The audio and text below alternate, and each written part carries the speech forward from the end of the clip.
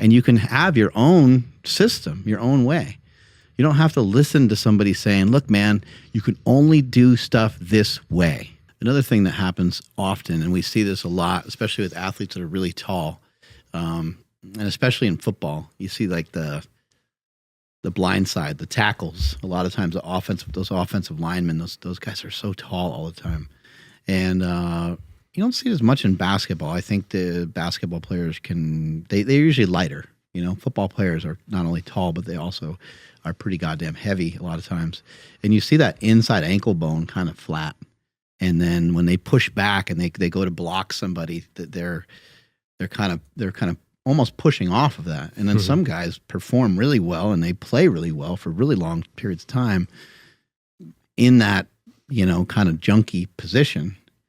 But it doesn't look strong. When you see someone kind of doing that, you're like, that, you can't even put your finger on it, but you're like, that does not look okay. Like, that doesn't look right. Yeah. And years ago, Reggie White would take athletes, he would take some players that would have that stance, and he would just chuck them with one hand. These guys weigh 300 pounds. He was 300 pounds too, but he would just pick them up and just shove them, and he'd get right to the quarterback most of the time. And you see this collapsing of the foot a lot of times with people that their feet are pronated, their toes are pointed out, their feet are kind of ducked.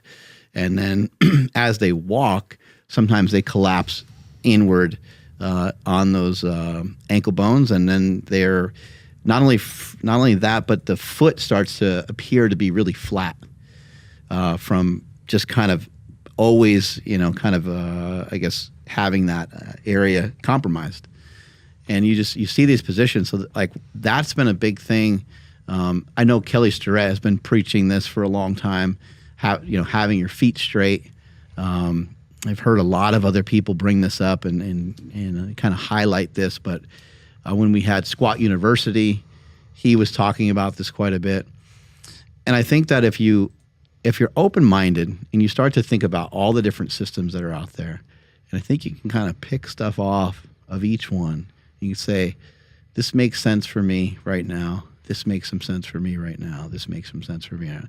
And you can have your own system, your own way.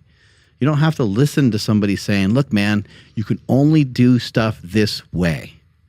You can kind of set stuff up your own way, but what do you believe in? What do you actually like? What do you feel is actually going to be beneficial for you? So when I look at some of the stuff from someone like Joel Seedman, who people think is a little crazy, think he's a little bonkers, I'm like, this guy has a really good point, because a lot of people move like crap. And sometimes in a bench press, there's been other coaches that say this over the years. In a bench press, only go down to 90 degrees and reverse the weight. I'm in total agreement with that. I think that actually makes a lot of sense. Because we know that when you go down further, it's why the slingshot has sold so many slingshots.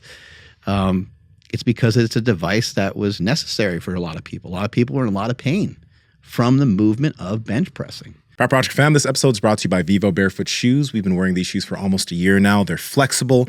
They have a wide toe box. They allow your feet to get connected to the ground, and they will make your feet stronger, and they don't look like shit like a lot of these other barefoot shoes. Andrew, how can they get them? You guys got to head over to vivobarefoot.com and at checkout, enter promo code POWERPROJECT to save 20% off your entire order. Links to them down in the description, as well as the podcast show notes. Let's get back to this video. I'm a huge fan of it. I've always liked the exercise, but it can be damaging to have both. There's not a lot of scenarios in life where you have both your arms pinned behind the midline of your body.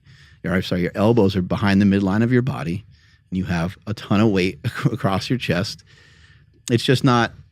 It's not a movement that makes a lot of sense, maybe in the real world, or that you're ever going to do anything remotely close to it. So when I start to think about all these different systems, all these different things that I'm seeing, I'm like, that inside ankle bone seems to be a major problem. I do think that our interpretation of strength and it only being done one way is another massive mistake. If we're going to get big and strong, we have to do cleans. If we're going to get big and strong, we have to squat. And then not only do we have to squat, but you have to squat down all the way. And it's like, if we're trying to promote people to do a particular movement and they're having a hard time with the full range of motion, and the inside ankle bone is collapsing and the knees are caving in. How good of an exercise is this anymore when you're not doing the exercise the correct way? Yeah, so we got to go up the chain and look for the compensation that's taking place, because it might be something going on above, whether we're squatting or walking or running. There's something we're missing. So we have to make sure it works before we just force it. Exactly, and I think in the case of Joel Seedman, kind of looking at those partial range of motion movements that he does, he says that their full range of motion movements, this is as far as we should go. I don't know if I agree with that either, because I think he trains people that way all the time. Mm-hmm. But I would imagine that his athletes probably feel really good because they're not getting into, it doesn't appear that there's anything that they're doing that's compromising. I would imagine a lot of the people that are doing GOTA are probably feeling similar. They're probably recognizing this feels fucking amazing to me, because they're no longer, maybe they're not doing the things that put their body in compromising positions. So I think each person, anybody listening to this right now, what I hope you're able to do based off of listening to this show and based off of just gathering your own information is that you're able to figure that out for yourself. You're able to sift through it. I can't tell you. None of us can tell you. We can't tell you the right way. We can't really tell you the wrong way. We can tell you what we've seen. We can tell you what we believe. And then that's pretty much the end of it. I think all of us have, in the movement world, we have the same ethos. We want to help people feel better. We want to help people do the things they love without worrying about what bending over is going to do to them, or what reaching up high is going to do to them, what climbing out of the car is going to do to them.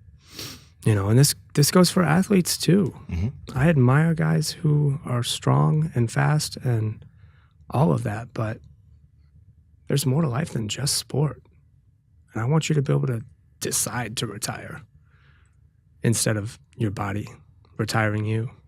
Guys, we're working hard over here trying to learn, trying to bring our information to you, and we need your help. A lot of you guys watching these bites aren't subscribed, so just click that red subscribe button and hit the notification bell so you can see when we continue to come out with this heat. Talk to y'all later.